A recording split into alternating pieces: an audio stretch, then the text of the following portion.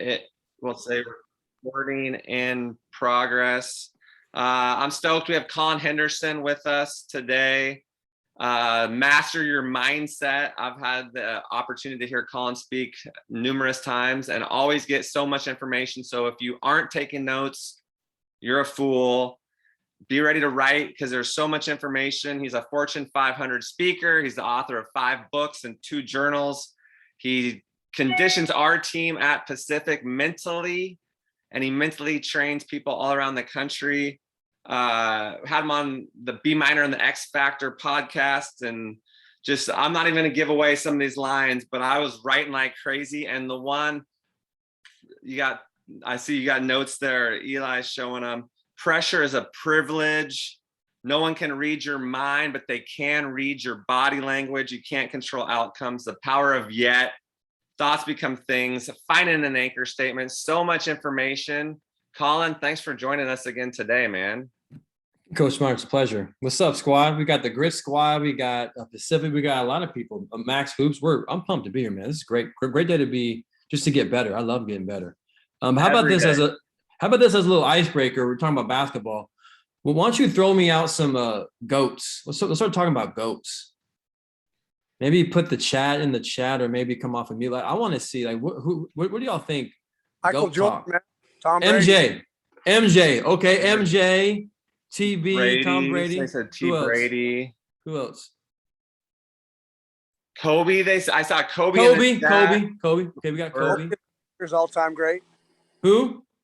Kobe is the Lakers all-time great. Kobe. How about that? Let's just stop there. I'm going to give you 3 stories. I heard MJ, Tom Brady, and Kobe. Okay. Let's start with MJ. Do you know what? When MJ signed his rookie contract, the Bulls tried to limit when he would work out in practice. Like, they had to have someone be there because they're afraid he would get injured. He was their top pick. He wrote in his contract, his agent, for the love of the game clause. As in, he loves the game so much he can play anywhere, any place. How about Tom Brady? I was watching the Super Bowl pre-show, and Nickelodeon, some kids were asking Tom Brady, "Why are you so successful?" Guess what he said? "Because I love to play the game." How about Kobe? Well, Kobe, he was on a podcast years ago, and they were asking him, "Hey, Kobe, how'd you get that Mamba mindset?" And Kobe explained, my dad played basketball overseas. When I was 11 years old, we came back to Philly, United States. And that summer, I was in my first summer league in the U.S., and I scored 0 points. And he said, all I want to do is just score a bucket in the last game. I didn't score any points in that last game. But he said my mindset got really changed because I was so defeated, so down on myself. But my dad put his arm around me and said, "Kobe, if you score 0 or 60 points, it doesn't matter to me. I'm going to love you no matter what. I'm going to love you the exact same way." He's like, boom, right there. I wasn't afraid to fail. And that Mamba mindset was savage. So what we can learn from some GOATs is, why do you play? Do you play because you love the game? Because you're obsessed with the game? Because you're obsessed with getting better and learning? And you're not afraid to fail? That's a little icebreaker to get us thinking about that. Like, write this down in your notes. Why do I play? Write that down in your notes. Why do I play? Do I play because I get to post stuff on Instagram, because my dad or mom expects me to play, because my friends expect me to play? If that's the case, it's gonna be hard to be great, right, Coach Mine? It's gonna be hard to be great if that motivation. Hard to be good if you don't. Yeah. If you don't love it. Yeah. So let's just get back to the love of the game, because when you love something, that hard work is passion. When you're working hard, something you don't like, that is called stress and anxiety, right? So I hope that we're not counting hours. I hope that we love the game. So today's mental workout really is giving you some tools and what I call being process focused. So real quick about me. What's up, squad? Collin Henderson, born and raised in Puyallup, lived in Issaquah. Now we live in Nashville, Tennessee. I'm a mental performance coach. I train companies like Nike, Amazon, Zillow, Microsoft. I also work with Russell Wilson, helping get his mind right. We have this company called Limitless Minds, where we're training the biggest companies in the world. So I get to see what these top performers do, and I'm giving these tools to you. So I also played college football and baseball at Washington State. And what I recognized as I got out of school, man, I was stressed all the time, and I would work super hard on my, game in the weight room. I worked really hard catching passes, hitting the batting cage, but I had no training on how to train my mindset. And if you're taking notes, write these down. We can train 3 things: our body, our skills, and our mind. We can train our body, bigger, stronger, faster, our skills, dribbling, shooting, passing, and we can train our mindset. Most athletes spend time getting their body right, getting their skills right, but they don't train their mind. But we know that the best performers in the world, talk about GOATs, MJ, Michael Jordan worked with a guy by the name of George Mumford, who was a mental performance coach. My Mr. Russell Wilson, highest paid player in 2019 in the NFL, works with Trevor Moawad as his mental conditioning coach. So the best performers have coaches in this space, and that's what I do. So today's again training is on how to be process focused. We can't control outcomes, right? So let's just get into the training. All right. So starve your distraction, squad. Feed your focus. Say it again. Starve your distractions, feed your focus. Now think about your best performances. Your best performances, I'm probably guessing that you probably weren't thinking about a lot of stuff, right? Maybe take a moment and close your eyes and think about, hey, when was I at my best? Think of your best performance you ever had. It could have been a practice, could have been a game. And the question I have is, well, what were you thinking about? The answer is probably not a whole lot. You were thinking about just the game, about your mechanics, about having fun. Now think about your worst performances. You're probably thinking about a lot of stuff. What were the parents thinking, other players thinking, replaying that past mistake? So what the best performers do is they shrink their focus. They just focus on 1 or 2 things. They're not focused on all this stuff. So look at this. Bad thoughts are bad. Good thoughts are good. No thought is best. Right? Bad thoughts are bad. That's obvious. Good thoughts are good. But no thought is the most optimal state we can be. Not thinking, just completely present for the love of the game. Not judging, for the love of the game. I'm playing because I want to get better. So let's just think about this quote as we keep moving through. So I'm going to tell you 3 stories tonight. 3 stories. One has to do with a penny. One has to do with the marshmallow. One has to do with some frogs. And it's these phrasing, a little, a lot. We want to act different than how we feel. And then we're going to trust the process. Okay, so question. Let's get that chat feature fired up, team. Hey, are we ready to learn? Are we ready to get better, squad? Are we ready to get better today? This is a mental workout. Let's get this. Come on. Okay. So if you had a choice, let's say I had a briefcase of $4 million, or I had this penny. It was a magic penny. It's going to double in value. It's going to double in amount every day for a month. Which one would you take? Would you take that 4 mil or this penny that's going to double in value every day for a month? As in penny, then 2 cents and 4 cents and 8 cents, then 16 and 32 cents. Or you can take that 4 mil right now. Imagine what you can buy. Imagine how many Jordan 1s, how many Air Force 1s you can get with that one. I like where I'm seeing everyone's mind is at. So look what happens if you took the penny. So the first, okay, let's say you had you and your buddy, and your buddy took the cash. And you're probably thinking, oh my gosh, it's been 3 weeks, day 21. I only have $10,000 and my buddy's got 4 million. What was I thinking? But look what happens. This is called compound interest.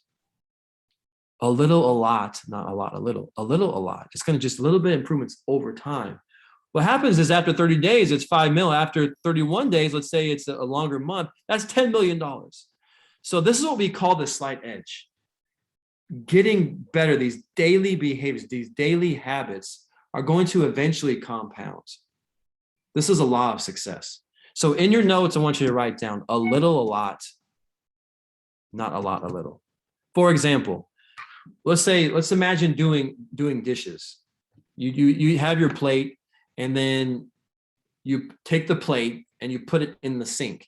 And it's no big deal. I'll just put it in the sink. And you do this for like 2 weeks. And after 2 weeks, you have this mound of dishes and you have this panic attack because it's so much work to do it all at once. That would be a lot, a little. Now, a little, a lot would be, I'm going to do my dish every time that I do it. I'm gonna put my dish away every time. How about you take a test? The other way is you would, study the last minute, like 5 hours before the night before you'd cram, or you do just like 20 minutes a day for like 2 weeks, right? So when I think of this, I think of ball handling drills. Coach Miner, like, hey, what if we get 10 minutes a day? 10 minutes a day of ball handling drills. What if we get 10 minutes a day of doing core work? What if we get 5 minutes a day of mindfulness? Over time, it's going to compound. Is this making sense, team?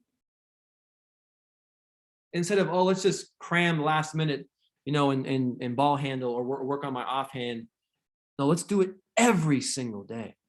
If you commit to that process a little, a lot, it's going to compound. Coach Mark, can you give me an example of this maybe in basketball? I just gave one. We have our guys make 2,000 threes a week, so they can't wait to the last minute to do that. So if they're making 2,000 threes a week on their own, they can't wait till Sunday to get those shots in. They got to start on Monday and maybe make 300. So it definitely takes planning ahead. Yeah, so I would ask, so Coach Meyer, we talked about this in pre-show, is success is not a microwave. It's a crock pot. Success is a crock pot. A crock pot is a slow cooking thing. Success is not overnight.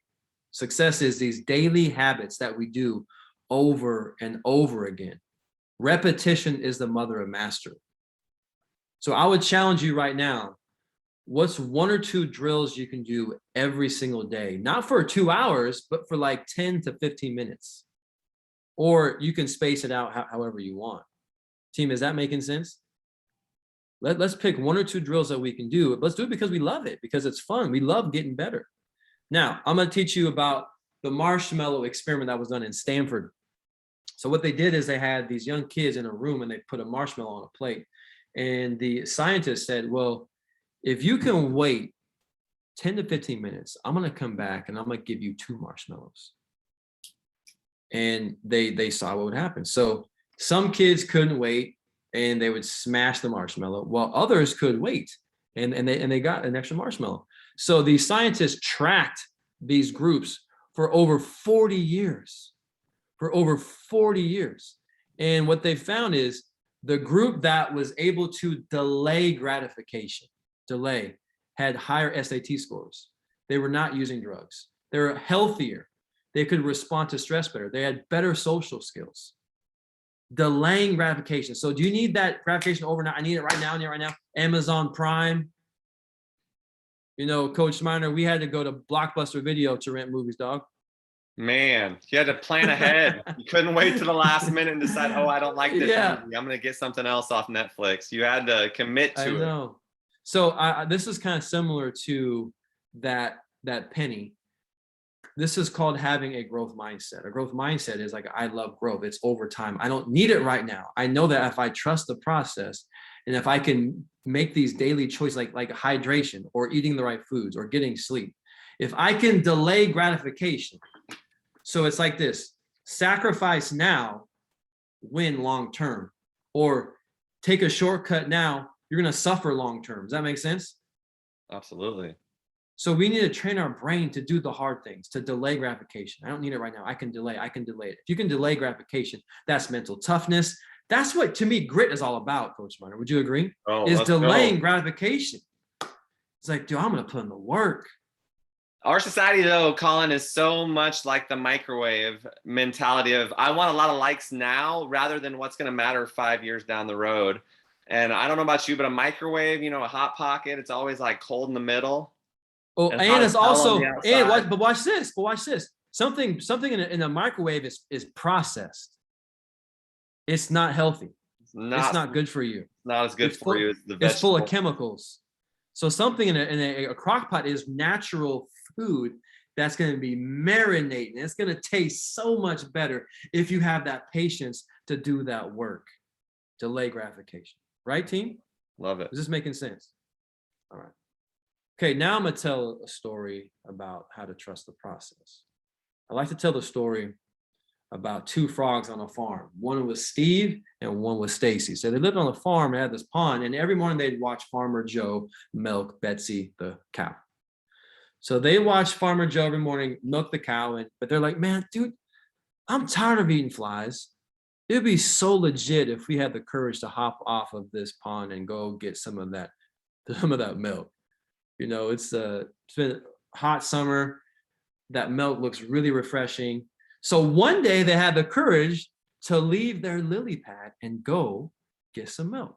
So they had this whole thing planned out. Okay, we're gonna watch Farmer Joe milk the cow, and then once he leaves, we're gonna hop over and get some. So they did. So they hopped off of that little pond hill, hop.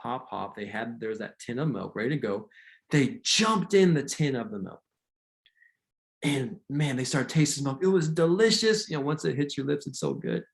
They're drinking and they're like, oh crap, there's a problem.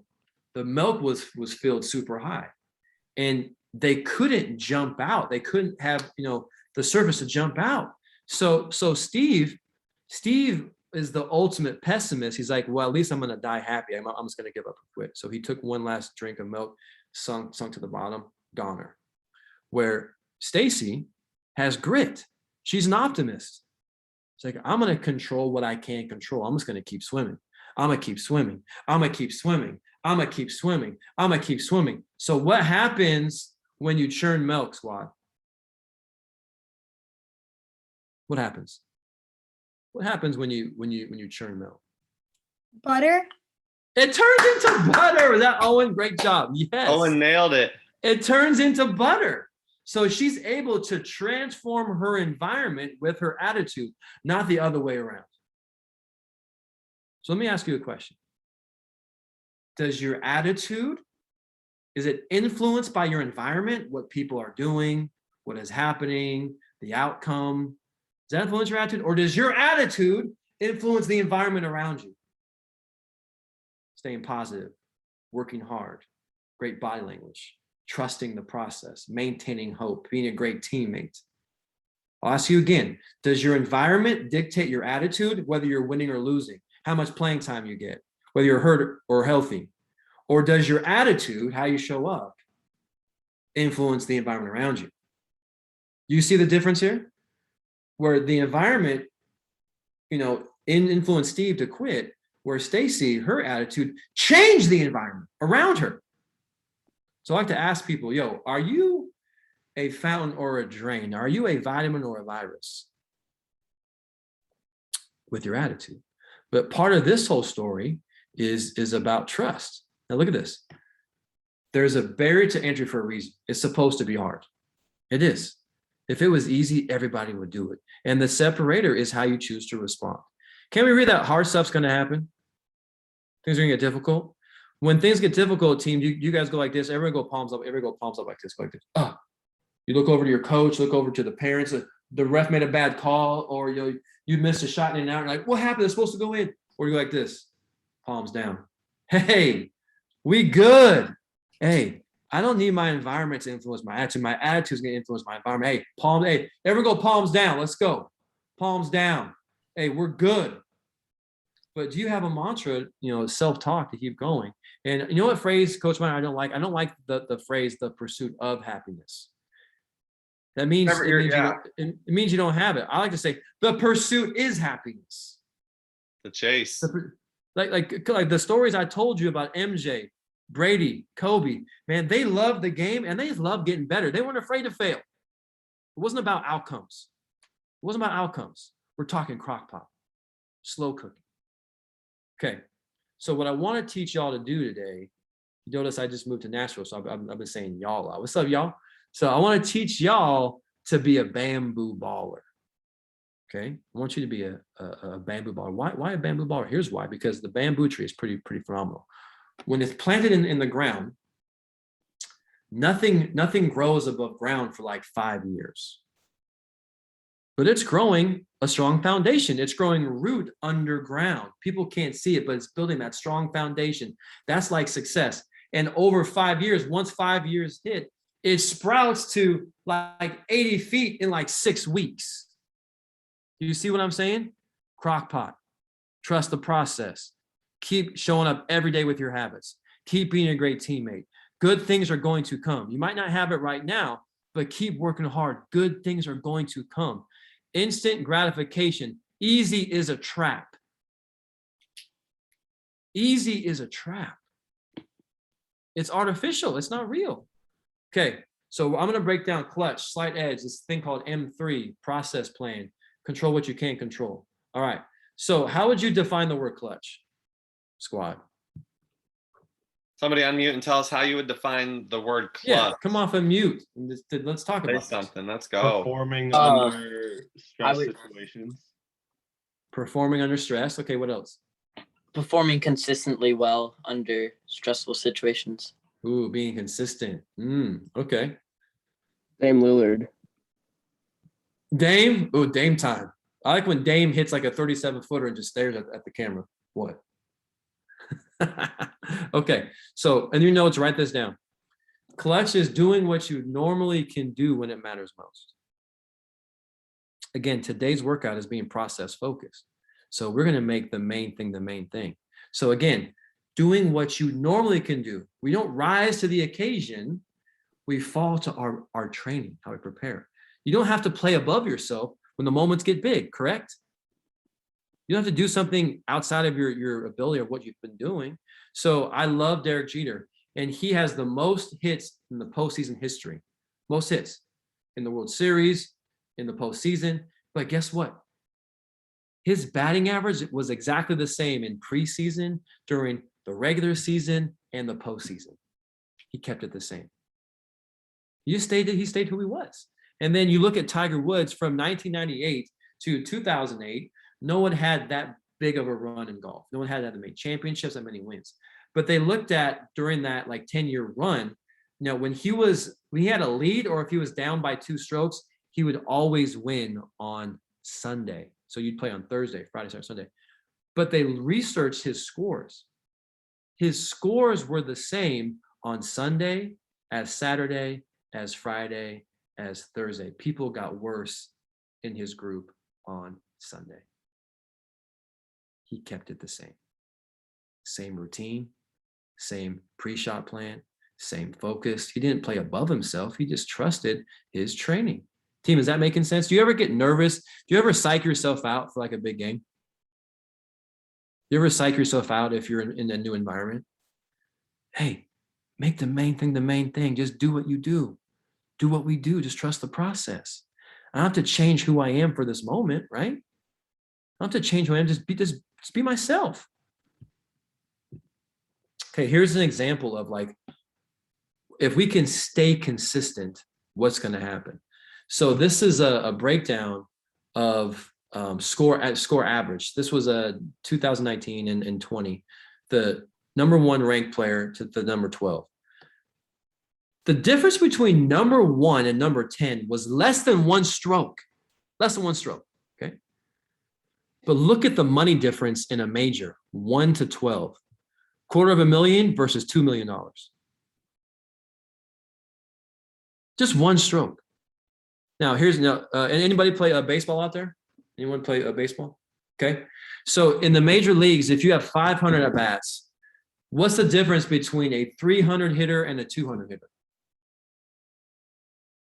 Just 1 hit a week. Just 1 hit a week. So what this tells me, remember like that penny? Let's show up every day and be consistent. Let's trust the process. Every day, let's be consistent. Let's trust what we have, do what we have. So this is that slight edge. It's easy to do, it's easy not to do. Your habits, if they're bad, you might not notice, okay, so I can either drink water every day or I can smash Coke or pop. You might not notice it right away, but over time, it's going to compound bad or good for you. Does that make sense? This is the slight edge. Okay, now when you're about to do something, I think about training, I think about weightlifting, I think about studying. Do you focus on the pain or the gain? What top performers do is they don't focus on, oh, this is going to be hard, or am I going to like this? They focus on, hey, if I can work out, if I can train, I'm going to get so much better. I focus on the gain, not the pain. Does that make sense? It's the start that stops most people. So what the top performers do is you're not going to always feel motivated, confident, but you act different than how you feel. Standards over feelings. I want you to write that down. Standards over feelings. So I commit to getting, 20 minutes of ball handling every single day. I'm not gonna always feel like it, but look at this phrasing right here. It's called M3. Movement, momentum, then motivation. It's movement first. So I think about Coach Miner, we're kind of getting older. So think about working out. You set the alarm to get up at 5 o'clock, and you don't always feel like doing the workout. But I say, hey, I'm not going to worry about working. I'm just going to get out of bed. I'm just going to put on my socks. I'm just going to put on my tights. I'm just going to do my pre-workout. See how we're starting movement. Then I'm going to jump on the Peloton. And once I start moving, do I feel unstoppable? But I didn't start out feeling unstoppable. I had to move first. James Clear, Atomic Habits. I do like James Clear a lot. This is my stuff right here. But I do like James Clear, and I can quote a lot of his stuff. But one of his things about this whole processing is we don't rise to our goals. We fall to our systems. I love that. So we're talking about systems, and there are two pains in life: the pain of regret and the pain of hard work. But once you do this pain game, once you start these habits, and you start making this new habit loop, it's more painful not to do the right behavior. Think about like eating carbs. Like I'm gonna stop eating carbs. So it's gonna suck the first week, 2 weeks, but after a month, 2 months of doing this, it's more painful to eat the carb because you created a new habit loop, right? It's gonna be more painful when you miss your workout because it goes against your like values. Is that making sense? So I do want you to write this down though, team. It's the start that stops most people. Just get started. Just get moving. This is Newton's first law. An object in idle stays in idle, an object in motion stays in motion. So let's do an example of this, team. The next time you don't feel like getting that extra workout in, or getting your shots in, or getting your lift in, or getting your stretching, or getting your mindfulness in, I'm going to teach you the 5-second rule. So we're going to count down from 5, and then we're going to get up and move our body, just like a rocket ship. 5, 4, 3, 2, 1, and get up. So I'm gonna show what to do, and then we're gonna do it together. How about this? Everybody, let's count down from 5. Then when we get to 1, let's get our butt off of our seat and practice this. Let's act different than how we feel. We're not gonna always feel confident, motivated, but winners, they trust the process. They commit. They do what they say they're gonna do. They commit to these daily behaviors. Okay, let's count down from 5 and get our butt up off our seat. Ready? 5, 4, 3, 2, 1. Let's go.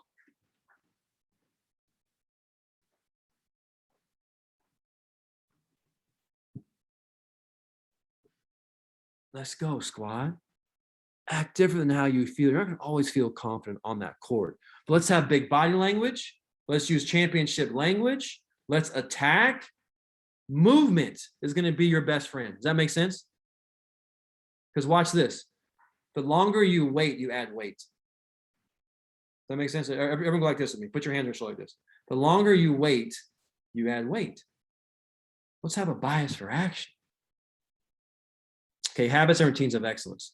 So I teach, picking what I call your MITs, most important tasks. Janet Evans, I got to meet her speaking at an event, and she says, what helped me was when I won all my gold medals, I identified these habits I do every single day. I'd get up at 4:30, I'd swim 6 miles in the morning, 6 miles in the afternoon.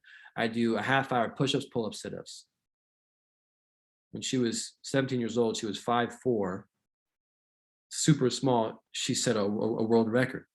But she identified, team, write this down, MIT's most important tasks.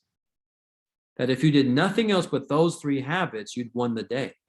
So that's part of this process routine, your daily behaviors. Behaviors precede success. I like telling the story about Lawrence Tynes. Lawrence Tynes was a kicker for the Giants. This was the NFC title game in 2011 at the Packers at Green Bay. There's like 2 seconds left. They're down by 1 point. If Lawrence Tynes kicker makes his field goal, they're going to the Super Bowl. But he had shanked 2 field goals prior to this. So he gets out there on the field. This is the biggest kick of his life. He had already shanked 2, missed 2 before. He does his routine, takes his breath, lines up, kicks the football. It goes to the uprights. The Giants upset the Packers and go on to upset the Patriots and win the Super Bowl. They asked, hey, Lawrence, how'd you make that kick? You missed 2 field goals really bad before. It was like 4 degrees outside. How'd you make that kick? You know what his answer was? I trusted my pre-kick routine. I didn't change. My same steps, my same self-talk, my same focus keys. So have you developed a daily routine and pre-performance routines? Does that make sense? A daily routine and pre-performance routines.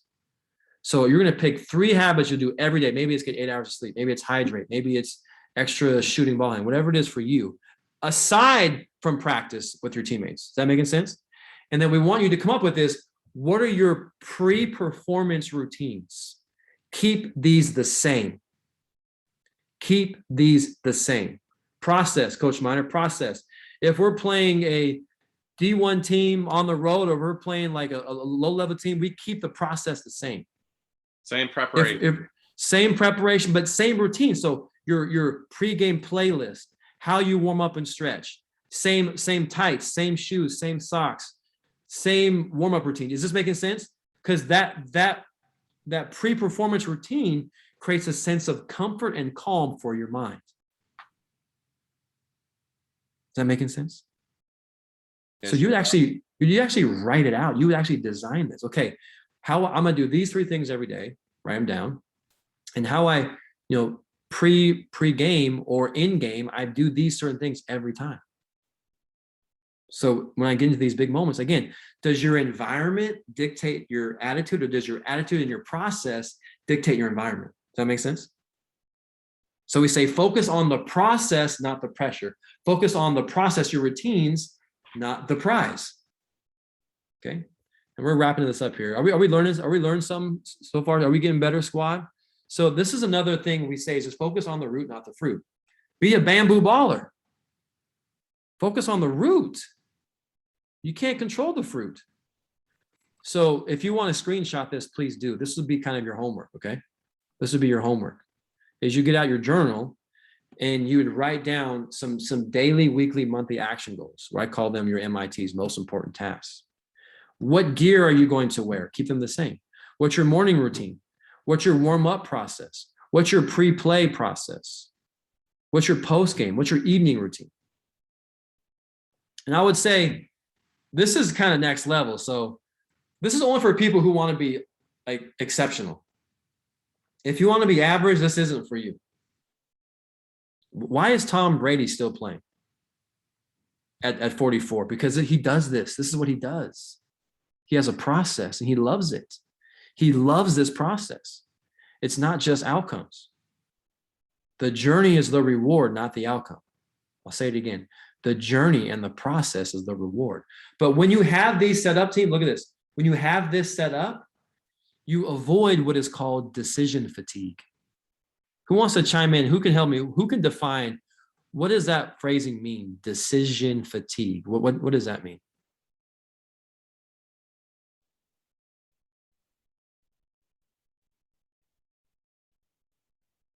Any grown-ups want to jump in on this one?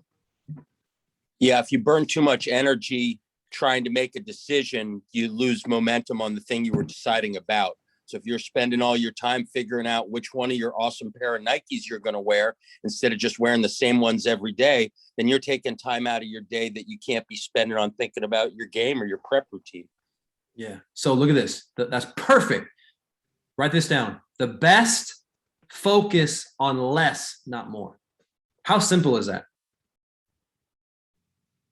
The best focus on less, not more. So they've already preloaded their thoughts. They've preloaded their habits. They've preloaded their routines. So all they focus on is just competition, man. They don't worry about all this other stuff that doesn't really matter. The best focus on less, not more. Instead of having stinking thinking, Coach Miner, we want to have shrinking thinking. Let's focus on less. So let's have a plan and do these things over and over again. So when it comes time to perform, we have more mental energy for creativity, for innovation, for staying in the present moment. The human brain, we burn about 300 to 600 calories per day just by being alive. Now, when we're stressed, anxious, making a lot of choices, processing lots of information, we burn over 1,000 calories. We want you to save that mental energy so you can focus, you can execute, but let's have that process dialed in. So this is the last thing we're going to cover. So when we compete, I want you to write this down, but I want us to control what we can control. I call it frame your focus. Why is this important? Here's why. because boats don't sink from water outside the boat. Boats sink when water gets inside the boat. Does that make sense? Do you major in minor things? So when you're up on the court, are you worrying about, hey, what my parents thinking, or what is that other coach think, or what if I don't make the shot? That's out of our control. So you guys have heard of YOLO. What does that mean? You only live once. You only live once. That's it. What about FOMO? You guys know what FOMO means? Fear of missing out.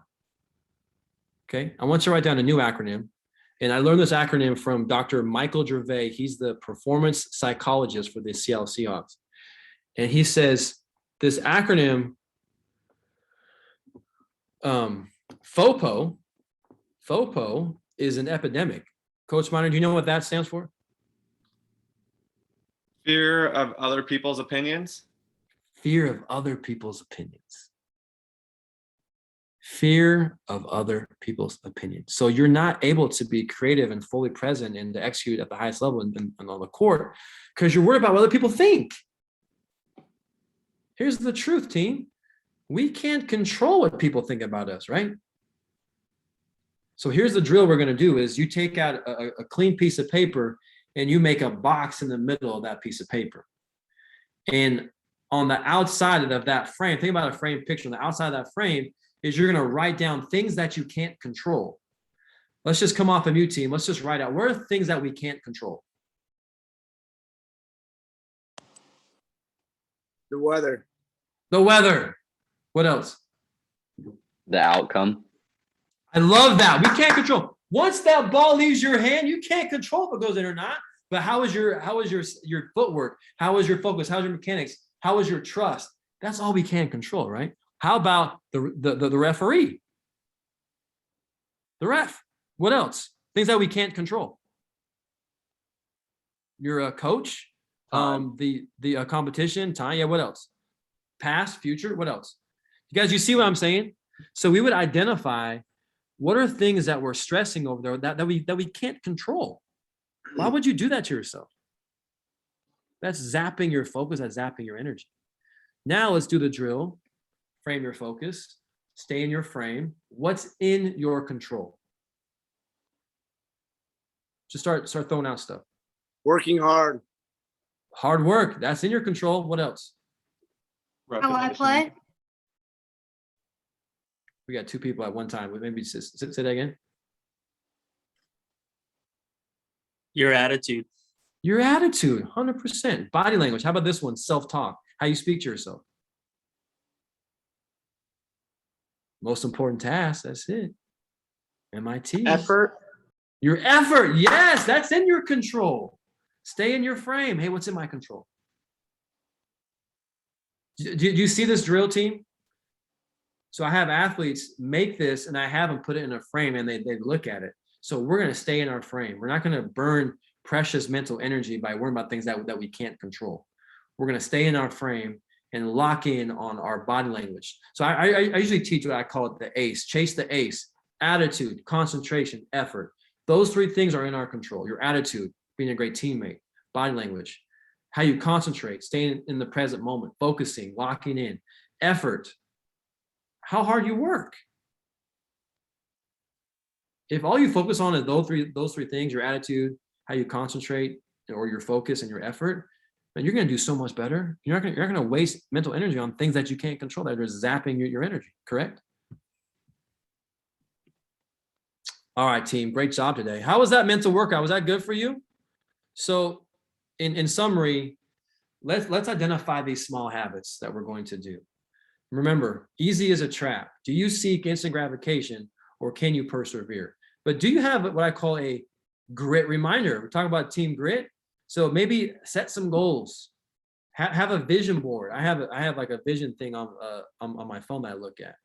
Have a mantra. What's something you can remind yourself to keep going? And the biggest lie that a lot of average performers tell themselves, they think that these top performers are always confident and motivated. That's not true. They act different how they feel. M3, movement, momentum, then motivation last. The accomplishment of any goal is the progressive accumulation or compound effect of small steps taken over time. So simple fact, team, winners have formed the habits of doing things that losers don't like to do. It's that simple. It's that simple. Winners do what non-winners are not willing to do. Well, thank you, squad. Hey, that was fun. That was fun. How about this? In the chat feature, biggest takeaway. Biggest takeaway tonight. Biggest takeaway. Biggest takeaway tonight. Or if you want to come off of mute. And if you have any questions you want to ask me. Hard work. That's it. Behaviors precede success, man. Behaviors, the separations and the preparation. It's corny, but it's true.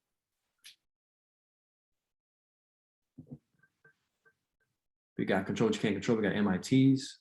Slow and steady. That's it. Consistent. A little, a lot. Not a lot. A little, a lot.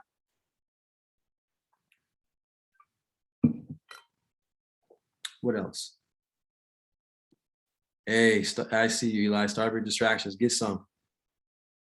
Trust that process. So here's my question. Here's my. So back when I played at Washington State, I used to be a nervous wreck all the time. You know, let's use an example. So I was a receiver. So I was so stressed about dropping passes. But if I would just go back and actually looked at truth, I never drop passes in practice. Like, so why would I just not just trust myself that just do what you did in practice, man?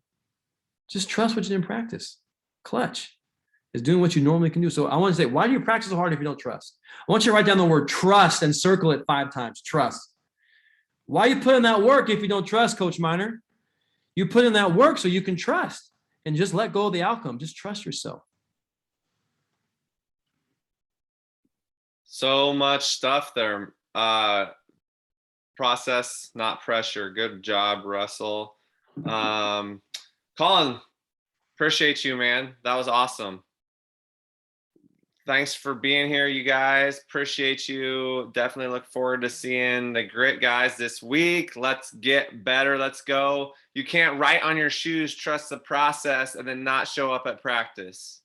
You can't decide what shoes to wear and look good, but then not show up. So hopefully you guys are going to be there. Appreciate seeing you, Evan. Amani, Taj, what's up? Good to see you, Carson. Thanks for hopping on. Jacob, let's go. Thank you, Coach. Thanks, Coach. All right, guys. We'll see you soon. See you, Gavin. Hey, and we end every training with this, though. The body has limits, but the mind is limitless. Come on now. The mind's limitless. The body has limits, but the mind is limitless. There it is. Boom goes the dynamite. Stop the recording. Kids don't know that reference.